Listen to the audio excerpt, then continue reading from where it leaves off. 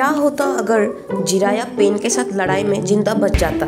So hey guys, I am Hokage talk से और आज की वीडियो बहुत ज़्यादा इंटरेस्टिंग होने वाली है, तो जल्दी से जल्दी वीडियो को सेव कर लो और वॉच अंटिल एंड ताकि कुछ भी इंपॉर्टेंट टॉपिक मिस ना हो। और आप लोगों का ज़्यादा टाइम वेस्ट ना करते हुए चलिए वीडियो को स्टार्ट करते हैं।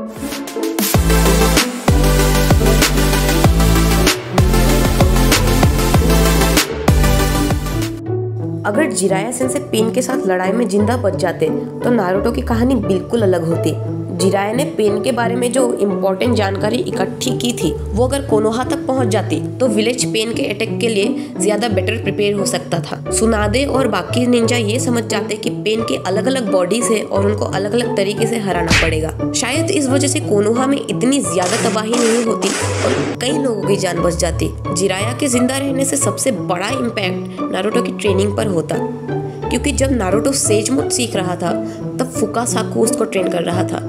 और अगर आप लोगों को पता नहीं है कि फुकासाकु कौन है, तो एक्चुअली में फुकासाकु जिराया का सेंसे था और उसी ने ही नारुतो को सेज मोड सिखाया था। Okay, back again to the topic of the video. लेकिन अगर जिराया होता तो नारुतो और भी जल्दी और ज्यादा पावरफुल बन सकता था। जिराया नारुतो की वीकनेस को अच्छे से समझता था और उसके अकॉर्डिंगली उसको ट्रेन करता।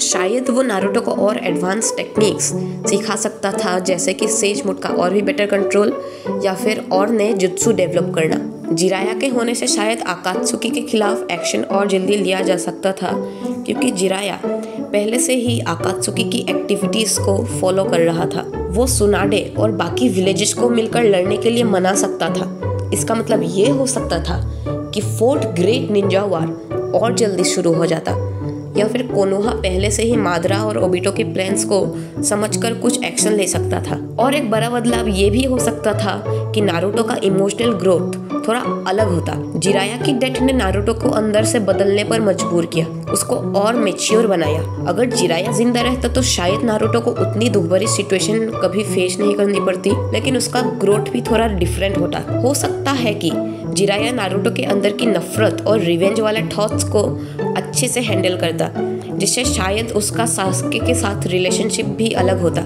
और अगर जिराया होता तो शायद वो नारुतो और सासके दोनों को मिलकर ट्रेन करता और उन दोनों को और ज्यादा पावरफुल बनाने में मदद करता। शायद इससे सासके जल्दी समझ जाता कि उसको आकात्सुकी का हिस्सा नहीं बनना चाहिए और विलेज में जल्दी वापस आ सकता था। जिराया सेंसे का जिंदा रहना नारुतो की स्टोरी में एक बहुत बड़ा ट्विस्ट ला सकता था। हो सकता था कि मादरा और ओबिटो का प्लान इतनी आसानी से सक्सेसफुल ना होता और नारुतो और जल्दी होकागे बनता। और आज की वीडियो के लिए इतना ही था guys. Thanks for watching until the and. और अगर आप लोगों की भी कुछ थ्योरीज है, जैसे कि जिराया अगर नहीं मरता तो नारुतो के ऊपर ये इम्पैक्ट पड़ता या फिर आकात्सुकी में ऐसा होता, तो वो आप लोग कमेंट सेक्शन में फ्रीली बता सकते हैं। शायद मैं उसको नेक्स्ट वीडियो में इंक्लूड कर लूँ। और thanks for watching until the end. Bye bye.